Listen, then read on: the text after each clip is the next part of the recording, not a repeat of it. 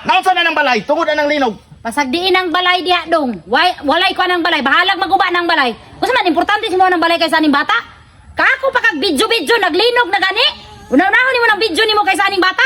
Tanaw ning bata ron nakatulog na na yang ka truma ng muna-una pag hello guys, naglinog diri sa mua guys. Nyang bata na sige nagilak dito sulod sa balay. May na imong cellphone kadugin. Ako nang tagtaron ba mauna pag mga video anang mga ug mo baha mauna pa pag video baha.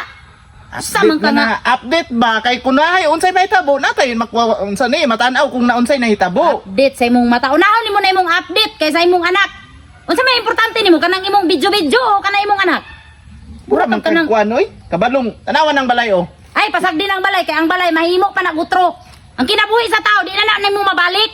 Asa man ko mo kuan ana ipalit og taplak na pud ana. Kanang imong views sa imong pag video mo na ikuan na. Kay unahon pa ng video anang bisag gakurog ng balay anang linog. Amian nimo Buot man ka. buot man Mo ka. naman ay trabaho nako mag-video. Bisag na nangaratol ng kauban nimo sa balay ka magsigira kag video naglinog diri sa mua guys oh. Pa kuan lang yun na aron na kay video nya yung mga bata. Tanaw ng bata ron nakatulog na anang kahadlok anang linog. Ikaw nagkaako pa kag video anang tibok balay. Mura kag Cellphone ba kay mag-upload ko? Awa ra oh nahon na